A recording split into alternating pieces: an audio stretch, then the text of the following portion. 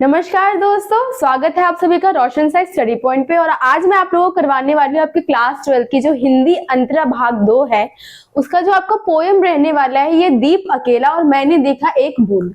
इन दोनों का जो एक्सप्लेनेशन है मैं वो आप लोगों को करवाने वाली हूँ अच्छी तरीके से, और कोशिश करती हूँ कि ये आपको अच्छे से समझ में आ जाए और एंड तक आपके काम आता रहे। ये जो इसके जो हमारे कवि रहने वाले हैं वो अयज्ञ जी हैं, जिनका पूरा नाम सच्चिदानंद हीरानंद वात्सल्यान अयज्ञ है। उनके द्वारा ये जो कविता है वो रची गई है, और इसमें इन्होंने ना हमें जो समाज है उसमें कैसे एक व्यक्ति है जो यह दीप अकेला है, मतलब इसमें इन्होंने एक व्यक्ति के बारे में बता रखा है किस तरीके से उनको समाज से अलग करा हुआ है। तो उसको हम समाज में शामिल करेंगे तो उसके अंदर कौन कौन सी खूबियां निखर के आएंगी उसके बारे में बताया है हमें। और जो हमारी सेकंड पोएम रहने वाली है मैंने देखा एक बूंद, उसमें से वो एक बूंद के अस्तित्व के बारे में बता रहे हैं, मतलब एक व्यक्ति का अस्तित्व कितना होता है। जैसे ही वो एक समाज से बाहर निकलता है उसका अस्तित्व किस प्रकार से खत्म हो जाता है उसके बारे में बताया है। तो अब जो हमारे जो राइटर हैं हम उनके बारे में थोड़ा बहुत जानेंगे, समझेंगे, उनकी रचनाएं जानेंगे और जीवन परिचय के बारे में जानेंगे, और फिर आपका जो ये कविता रहने वाली है हम उसको स्टार्ट करेंगे। तो ये है आपके जो राइटर है, पोयम है सच्चिदानंद हीरानंद वात्स्यायन अयज्ञ। ये आपके इस दोनों ही कविता के कवि हैं। अब यहाँ पे हम जो अयज्ञ जी हैं उनके जीवन के बारे में जानेंगे, उनका पूरा नाम देखेंगे, लेकिन उनको ना अयज्ञ बुलाते हैं शॉर्ट में, तो उनके बारे में देखेंगे।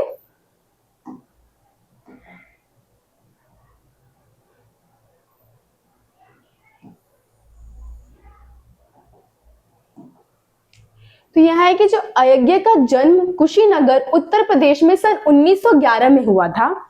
इनका बचपन लखनऊ में, श्रीनगर और जम्मू में बीता। अब इनके जन्म के बारे में है कि 1911 में इनका जन्म हुआ था। इनका जो बचपन है वो लखनऊ, श्रीनगर और जम्मू कश्मीर जैसे जो जगह है वहां पर बीता था। अयज्ञ का मूल नाम सच्चिदानंद हीरानंद वात्स्यायन है। उन्होंने काव्य रचनाओं को अयज्ञ के नाम से रचा। उनकी प्रारंभिक शिक्षा अंग्रेजी और संस्कृति में हुई। अब यहाँ आप देखेंगे कि अयज्ञ जो है उनका नाम किस तरीके से पड़ा, तो इन्होंने इनकी जितनी भी काव्य रचनाएं हैं उसको इसी नाम से रचा, जिस वजह से इनको अयज्ञ कहा जाने लगा। लेकिन इनका जो मूल नाम है वो ये है। ठीक है, आगे हम देखेंगे। धीरे धीरे उन्होंने हिंदी में परंपरागत हासिल कर ली। मूल रूप से वह विज्ञान के छात्र थे। विज्ञान में स्नातक बनने के बाद उन्होंने अंग्रेजी एमए में प्रवेश लिया, किंतु उन्होंने अपना अध्ययन बीच में ही समाप्त कर दिया, क्योंकि ठीक उसी समय वे क्रांतिकारी आंदोलन में हिस्सा ले रहे थे। इसी कारण 4 वर्ष उन्हें जेल में रहना पड़ा और 2 वर्ष जो है नजरबंद रहना पड़ा। अब नजरबंदी के बारे में आप देखेंगे कैसे किसी को शक के आधार पर नजरबंद किया जाता है, उसके ऊपर नजर रखी जाती है सरकारी अधिकारियों के द्वारा, मतलब जो पुलिस वाले होते हैं उनके द्वारा। तो इस वजह से जो इनका जो पढ़ाई थी वो उनको छोड़नी पड़ी जब वो अंग्रेजी के लिए अपना जो पढ़ाई है उसको आगे बढ़ा रहे थे।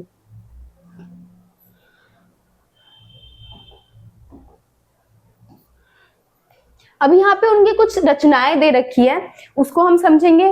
फर्स्ट यहाँ दे रखा है उनका उपन्यास, दूसरा यात्रा वृत्तांत। मतलब यात्रा वृत्तांत वो होती है जैसे यात्रा करते समय जो व्यक्ति है उसने आसपास की चीजों को देखा, उसके बारे में समझा और उसको ही लिखा, तो उसको हम यात्रा वृत्तांत कहते हैं। नेक्स्ट यहाँ पे निबंध दे रखा है और फिर कहानी संग्रह दे रखा है। अब उनके उपन्यास में है कि एक जीवनी, नदी के द्वीप, अपने अपने अजनबी। अब यात्रा वृत्तांत में है अरे यायावर रहेगा याद।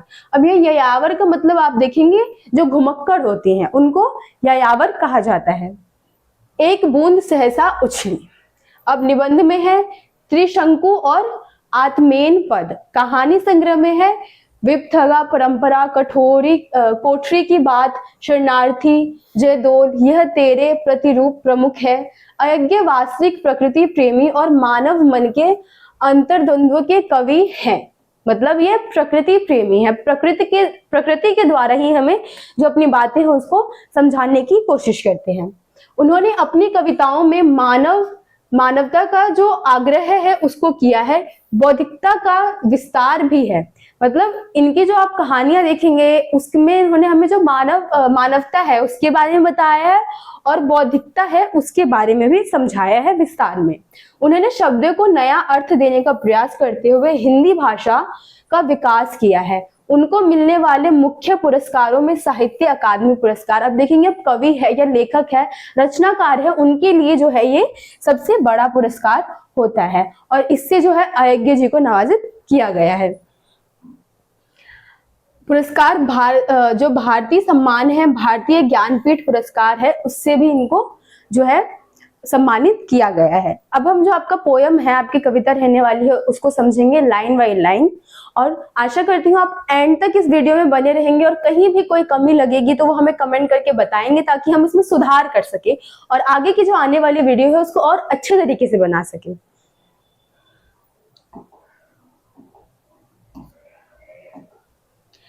अब यहाँ दे रखा है जो मैंने देखा यह द्वीप अकेला, उसके बारे में हमें यहाँ बता रखा है।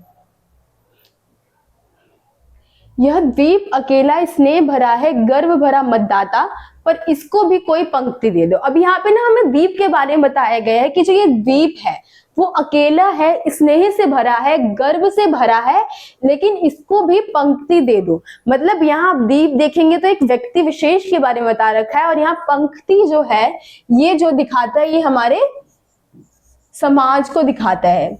और ये जो द्वीप है आप इसको देखेंगे तो ये एक व्यक्ति को दर्शाता है, एक विशेष व्यक्ति को दर्शाता है। तो यहाँ पे बात कर रहे हैं जो हमारे कवि है कि ये जो द्वीप है ये अकेला है लेकिन ये स्नेह भरा है, इसके मन में बहुत सारे जो स्नेह है, प्यार है वो भरा हुआ है, बहुत जो गर्व है वो भरा हुआ है, लेकिन इसको भी एक पंक्ति की जरूरत है। यह जन है गाता गीत जिन्हें फिर और कौन गाएगा। मतलब ये जन है, ये वही लोग हैं जैसे कि हम लोग हैं, तो ये हमारे ही बारे में बताया गया है। ये जो गीत गा रहा है इसे और कौन गाएगा, अगर एक व्यक्ति इस गीत को नहीं गाएगा तो और कौन गाएगा। पनडुब्बा या मोती सच्चे फिर कौन प्रीति लाएगा। अब जिस तरीके से यहाँ जो आप देखेंगे पनडुब्बा है जो पानी में जाके मोती को लेकर आता है। अब यहाँ पे हमें बता रहे कि ये जो द्वीप का संघर्ष है, अब जितने भी तरीके से जो दीपक है या एक जो मनुष्य है वो संघर्ष करता है उसके बारे में उन्होंने हमें बहुत सारे एग्जाम्पल के जरिए बताया है हमें। तो यह है कि पनडुब्बा यह मोती सच्चे फिर कौन प्रीति लाएगा। मतलब जैसे कि जो पनडुब्बा होता है पानी के अंदर जाके जो हमारे लिए जो मोतियां लेकर निकाल के आता है, तो अगर हम द्वीप जो हमारा मनुष्य है उसको हम अलग रखेंगे तो यह कार्य किस तरीके से होगा, जैसे जो हम करना चाहते हैं, कोई मनुष्य के अंदर साहस है वो किस तरीके से आएगा उसके बारे में बताया है कि यह संविधा ऐसी आग हटीला बिरला सुलगाएगा। अब यहाँ जो संविधा है वो जो हमारे यज्ञ की जो हवन की जो वो होती है लॉ देखेंगे उसको बताया गया है कि जिस तरीके से जो ये संविधा है आग की जो हटीला बिरला सुलगाएगा, मतलब जो आग है वो जल रही है, सबको संतुष्टि दे रही है, उसी तरीके से ये भी ऐसा करेगा। यह अद्वितीय है, मतलब इसके जैसा जो है दूसरा कोई भी नहीं है। यह मेरा है, यह मैं स्वयं वर्जित है, मतलब ये मेरा ही है और इसमें जो स्वयं की आकांक्षा है वो भी है। यह द्वीप अकेला स्नेह भरा है, गर्व भरा मतदाता, इसको भी पंक्ति तो दो। मतलब यहाँ पे जो ये द्वीप है वो स्नेह भरा है, उसके अंदर गर्व भी है, लेकिन उसको भी एक पंक्ति की जरूरत है। अब पूरे जो आप हम इस पैराग्राफ में देखेंगे उसमें उन्होंने हमें समझाया है कि किस तरीके से जो द्वीप है, मतलब जो एक मनुष्य है उसके अंदर बहुत सारी खूबियां हैं, लेकिन उसको हमने समाज से अलग कर रखा है। तो वो ऐसी मतलब बात रख रहा है कि मुझे भी इस समाज में आने की इजाजत तो दो। तो उसमें बहुत सारे एग्जाम्पल के जरिए बताया है कि जिस तरीके से जो पनडुब्बा होता है वो पानी के अंदर जाके जो महीन कण होता है, जो हमारे हीरे होता है उसको बाहर लेकर आता है, जो मोती होता है उसको बाहर लेकर आता है, उसी तरीके से ऐसी जो मन में प्रबल इच्छा है वो दीप के अंदर भी है। अब समिधा जो हवन होता है, जो उसकी अग्नि होती है, जिस तरीके से लोगों को शांति पहुंचाती है, उस तरीके से ये द्वीप भी अपने अंदर इतना शक्ति रखता है कि ये सभी लोगों को शांति पहुंचा सकता है। अब ये द्वितीय है, यह अद्वितीय है, इसके जैसा दूसरा कोई भी नहीं है। इसके अंदर वो सारे गुण है, सारी खूबियां है जो एक विशेष व्यक्ति में होनी चाहिए, जो लोगों को शांति पहुंचाए, उसके अंदर इतना जो कार्य करने की क्षमता होनी चाहिए, वो सभी इसके अंदर है। यहाँ पे स्वयं की भी मतलब बात करता है वो, और समाज की भी बात करता है।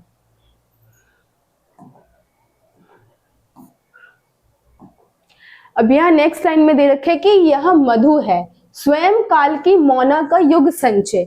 मतलब ये जो मधु है, ये जो शहद है, वो बहुत समय से जो स्वयं काल की जो मौना है, मतलब बहुत युग से ही उसने एक जो मधु, बहुत मीठा मधु है, उसको एकत्रित करके अपने पास रख रखा है।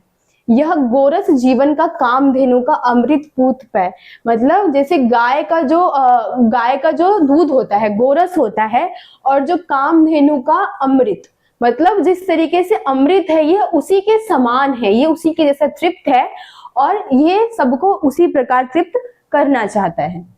यह अंकुर फोड़ धरा को रवि को तख्ता निर्भय, मतलब जैसे कि आप देखेंगे इसमें एग्जाम्पल बताया कि जिस तरीके से जमीन के नीचे से जो अंकुर है, हम किसी बीज को बोते हैं तो जो अंकुर फूटता है और वो निर्भय सूरज को देखता है और बाहर निकलता है, उसी तरीके से यहाँ दीप की प्रशंसा की गई है कि किस प्रकार वो ऐसे ही उसके अंदर गुण है कि वो अंकुर की भांति बाहर निकलता है और सूरज को देखता है और उससे आंखें भी मिलाता है, उससे निर्भय निडर होकर उसका सामना भी करता है। यह प्रकृति स्वयंभू ब्रह्मा अप्युतः, इसको भी शक्ति तो दो, मतलब यही प्रकृति है, यही स्वयंभू है, यही ब्रह्मा है, लेकिन इसको भी शक्ति तो दो। अब देखिए, आप मनुष्य के बारे में आपने सुना होगा कि मनुष्य के अंदर ही सारे भगवान होते हैं, जितने भी दूत है या दैत्य हैं वो सब भगवान इंसान के अंदर ही है। तो इसी प्रकार बताया गया है कि ये जो दीपक है, इसके अंदर यह खुद ही प्रकृति है, यह खुद ही स्वयंभू मतलब शंकर जी है, ये खुद ही ब्रह्मा है, लेकिन इसको भी शक्ति तो दो, इसके अंदर भी इतनी शक्ति तो होनी चाहिए कि वो उसका उपयोग कर सके। यह द्वीप अकेला स्नेह भरा है, गर्व भरा मतदाता, पर इसको भी पंक्ति तो दो। मतलब कि एंड में यही वाली लाइन बताई गई है कि ये जो द्वीप है वो अकेला है, लेकिन स्नेह भरा है, गर्व भरा है, लेकिन इसको भी पंक्ति की जरूरत है। अब पूरे पैराग्राफ में हमें बताने की कोशिश की गई है कि किस तरीके से यह मधु है, मतलब एक ऐसा शहद है जो बहुत मीठा है और काफी समय से उसने एक जगह उसको एकत्रित करके रख रखा है। मतलब ये दीपक ऐसा है जो सबको मिठास देना चाहता है। इसका जो आप रूप देखेंगे वो एक तरीके से अमृत के समान है, ये अमृत की समान है और लोगों को तृप्त भी कर सकता है, उसके अंदर इतनी शक्ति भी है। अब ये एक अंकुर की भांति है, मतलब कि ये धरती से निकलकर सूर्य की ओर, मतलब आप देखेंगे इतनी ऊंचाई पर ये धरती से निकलकर सूर्य की तरफ निर्भय होकर देख रहा है, उसको डर नहीं है कि सूर्य से उसको कोई क्षति पहुंच सकती है, लेकिन वो फिर भी उससे बाहर निकल रहा है। अब यहाँ बता रखा है कि यही प्रकृति है, यही भगवान है, हमारे अंदर ही सब कुछ है, लेकिन इसको भी शक्ति की जरूरत है ताकि वो उन सब जो उसके अंदर चीजें हैं, जो उसके अंदर बहुत सारी खूबियां हैं, वो उसको बाहर निकाल सके, उसके लिए उसको शक्ति की जरूरत है। तो यही बताने की कोशिश की गई है हमें इस पैराग्राफ में। अब हम आपका नेक्स्ट पैराग्राफ देखेंगे। यह वह विश्वास नहीं जो अपना लघुता में भी कांपा, अपनी लघुता में भी कांपा, मतलब यह वो विश्वास नहीं। आप देखेंगे जो दीपक है एक छोटा सा मतलब कोई वस्तु है, लेकिन वो अपनी लघुता मतलब जो अपना छोटा सा डिजाइन है उसको देखकर या आकृति है उसको देखकर ये कभी भी हारता नहीं है या कभी भी घबराता नहीं है, कभी भी कांपता नहीं है। वह पीड़ा जिसकी गहराई को स्वयं उसी ने नापा, मतलब अब दीपक एक मनुष्य के अंदर इतनी पीड़ा होती है, लेकिन वो स्वयं ही जो उसकी गहराई होती है उसको नापता है, स्वयं ही उसको खत्म करने की कोशिश करता है। कुत्सा मतलब यहाँ ये दे रखा है जो बुराई होती है,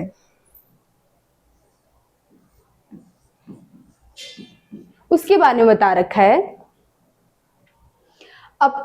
अपमान अवज्ञा के धुंधुआते कड़वे तम में, मतलब कि अब यहाँ पे जो लोगों के आसपास आप देखेंगे जो बुराई है, अपमान है, अवज्ञा है, जो एक दूसरे की इज्जत नहीं कर रहे हैं, उसके धुंधुआते तम में, मतलब इन सबकी जगह पर यह सद्रा द्रवित चीर जागरूक अनुरुक्त नेत्र, मतलब ये हमेशा जगा रहता है, हमेशा जो है इसकी निगाहें है, जो नेत्र है वो हमेशा खुले रहते हैं इन सब चीजों के लिए कि जहाँ पे अपमान हो रहा है वो उसका सामना भी कर सकता है।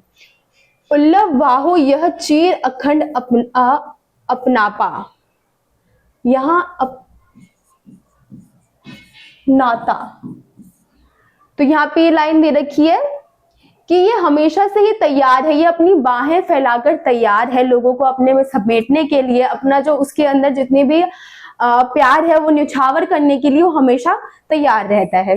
एंड में यह द्वीप अकेला स्नेह भरा है, गर्व भरा मतदाता, पर इसको भी पंक्ति तो दे दो। अब इस पूरे पैराग्राफ में हमें बताने की कोशिश करें किस तरीके से उसके अंदर यह विश्वास है कि वह छोटा है लेकिन उससे भी वो कभी कांपा नहीं है। इस लाइन में यही बता रखा है कि उसकी जो आकृति है वो छोटा, उसका आकार छोटा है लेकिन उससे वो कभी कांपा नहीं है, कभी घबराया नहीं है। वह पीड़ा जिसकी गहराई को स्वयं उसी ने नापा, उसके अंदर जितना भी पीड़ा है जो भी है वो जल रहा है लेकिन उसने उसकी जो पीड़ा है उसकी गहराई है खुद ही नापा है, लेकिन उसके बाद भी वो उसमें घबराया नहीं है। अब जितनी भी अवज्ञा, जितनी भी बुराई है, अपमान है, अवज्ञा है उसके जो आसपास की जो जगहों पे हो रही है, उसके बाद भी वो हमेशा तैयार रहता है, जागरूक रहता है और उसके नेत्र नेत्र जो होते हैं हमेशा खुले हुए रहते हैं। अब जिज्ञासु प्रबुद्ध सदा श्रद्धामय, इसको भी भक्ति को दे दो। अब ये अपनी बाहें फैलाकर खड़ा है और लोगों को मतलब ये प्यार बांटने के लिए भी तैयार है और ये भक्ति वगैरह, शक्ति वगैरह देने के लिए भी तैयार है और इसको एक लेकिन पंक्ति की जरूरत है। अब यहाँ पे हम देखेंगे जो इसका वो निकल के आने वाला है निष्कर्ष कि किस तरीके से कवि ने हमें बताया है कि एक द्वीप मतलब एक व्यक्ति और पंक्ति समाज, जो एक द्वीप है, एक व्यक्ति है, एक सिंगल व्यक्ति, वो किस तरीके से उसके अंदर इतनी खूबियां है, वो सब कुछ कर सकता है जो वो करना चाहे। उसके अंदर गर्व भी है, स्नेह भी है, उसके अंदर बहुत सारे कठोर बातें भी है लेकिन वो जिज्ञासा से पूर्ण है। वो लोगों को अमृत के समान जो उसकी वाणी है वो भी प्रदान कर सकता है, जो मधु मीठा शहद है वो उसके समान भी है और जितनी भी खूबियां है उसके बारे में बताया गया है सिर्फ एक व्यक्ति के लिए। लेकिन उस व्यक्ति की जो विशेषता है तभी निखर के है कि जब वो समाज में सम्मिलित होगा, समाज में मिलेगा, उसको एक समाज में जगह मिलेगी। अब यहाँ पंक्ति का मतलब यही है कि आप इस व्यक्ति को समाज में जगह दोगे, इस द्वीप को पंक्ति में जगह दोगे, उसके बाद ही ये और सुंदर लगेगा, इसकी जो चीजें हैं और निखर कर सामने आएगी। वही हमें जो लेखक है उन्होंने बताने की कोशिश की है। अब ये जो आपका पोयम था, कविता थी, ये खत्म हो चुकी है। आपका जो नेक्स्ट कविता रहने वाला है मैंने देखा एक बूंद, हम उसको समझेंगे।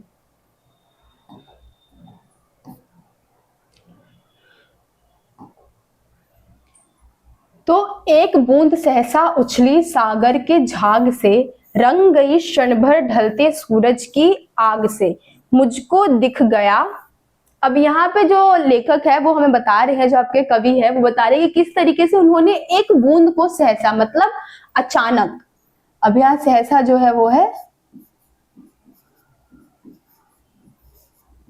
अचानक, उछली सागर के झाग से। अब सागर जो है वो आप देखेंगे चल रहा है, वो हिलोरे ले रहा है, तो वहां से ना एक बूंद जो है अचानक ही ऊपर उठी और जो लेखक है आपके राइटर है उन्होंने उसको अचानक ही देख लिया। झाग से रंग गई क्षण भर में ढलते सूरज की आग से। अब जैसे ही वो बूंद बाहर निकली ना, आप देखेंगे रिफ्लेक्शन पड़ेगा तो वो कलर चेंज हो जाता है, पानी का तो कलर ऐसा ही होता है। तो जो सूरज की रोशनी उस पर पड़ी तो उसका जो कलर है तुरंत ही चेंज हो गया और बिल्कुल वो सूरज की कलर की हो गई। मुझको दिख गया। अब उन्होंने बताया कि मैंने ये सारी चीजें जो देखी, किस तरीके से एक बूंद है वो बाहर आई और सागर से उछली और एकदम से ही बाहर आने के बाद वो जो सूर्य का रंग है उसमें एकदम बदल गई और मैंने वो देख लिया। लेखक ने हमें बताया है।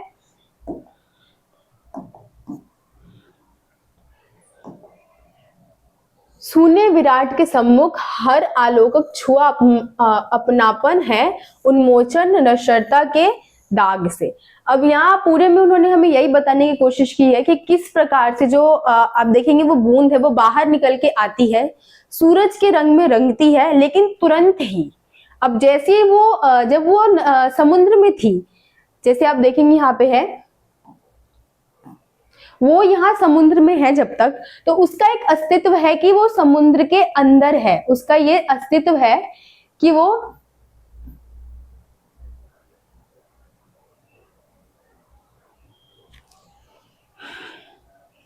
अब यहाँ आप देख रहे हैं कि ये जो सागर का बूंद है अब यहाँ पे ये बाहर निकल गई, लेकिन इससे पहले इसका अस्तित्व था कि ये इस पूरे समुद्र के अंदर है। अब ये एक समुद्र है, लेकिन जैसे ही ये इससे बाहर निकली इसका अस्तित्व खत्म हो गया। अब ये समुद्र का पानी नहीं रहा, ये बाहर निकलते ही सूर्य के रंग में रंगा और तुरंत ही क्षण भर में ही ये नश्वरता के दाग से, मतलब नश्वरता को ये प्राप्त हो गया। अब देखेंगे कि ऐसा किस लिए कहा जा रहा है कि अब बूंद बाहर निकली और तुरंत ही सूरज की रोशनी से वो भाप बनकर उड़ गई, या कहीं किसी पत्थर से टकरा गई और तुरंत ही वो खत्म हो गया। तो वही बताया जा रहा है कि जब तक वो नदी समुद्र में थी उसका एक अस्तित्व था, लेकिन जैसे ही वो वहां से बाहर निकली उसका अस्तित्व समाप्त हो गया। अब यहाँ नदी को जो है वो समुद्र को ब्रह्मा बताया गया। किस प्रकार से जो ब्रह्मा है उन्होंने पूरे मनुष्य को, अब जो समुद्र में जो छोटे छोटे कण है उसको मनुष्य बता रखा है कि जो मनुष्य है उसको समाहित कर रखा है एक स्थान पर, एक जगह एकत्रित कर रखा है, इकट्ठा कर रखा है। लेकिन उसमें से अगर कोई व्यक्ति बाहर निकलने की कोशिश कर रहा है, अपनी रंगीन जिंदगी को जी रहा है, लेकिन जीते ही मात्र उसका जो समय काल है वो खत्म हो जाता है और वो दोबारा से नश्वर को प्राप्त हो जाता है और वो जो उसकी जो अस्तित्व होती है वो एक तरीके से समाप्त हो जाती है। तो आपके सेकेंड पोयम में यही था। आई होप आपको ये समझ में आ गया होगा। दोनों में ही जो हमें राइटर है, आपके लेखक है, उन्होंने समझाने की कोशिश की है कि किस प्रकार से जो समाज से अलग, फर्स्ट में उन्होंने बताया है कि हमें समाज में उस एक व्यक्ति को समाज में मिलने की आवश्यकता है, और दूसरे में हमें यही खूबी बताई है कि इस तरीके से कोई व्यक्ति अगर पूरे ब्रह्मांड से बाहर निकल कर आ रहा है, अपनी सुंदर जिंदगी जी रहा है, लेकिन कुछ समय में ही जो उसका जो पूरा अस्तित्व है वो समाप्त हो जाएगा। यही हमें बताने की कोशिश की गई है। तो आई होप आपको ये जो दोनों आपकी कविता है वो अच्छे से समझ में आ गई होगी और आपको मेरे एक्सप्लेन करने का तरीका भी ठीक लगा हो। अगर कहीं कोई कमी लगी हो तो प्लीज हमें बताइए, और हम आगे से जो भी वीडियोस बनाएंगे उसमें कोशिश करेंगे कि और अच्छी तरीके से समझाएं। और अब आपको रेगुलर वीडियो मिलने वाली है, तो आप बने रहिए रोशन सा स्टडी पॉइंट के साथ। Thank you.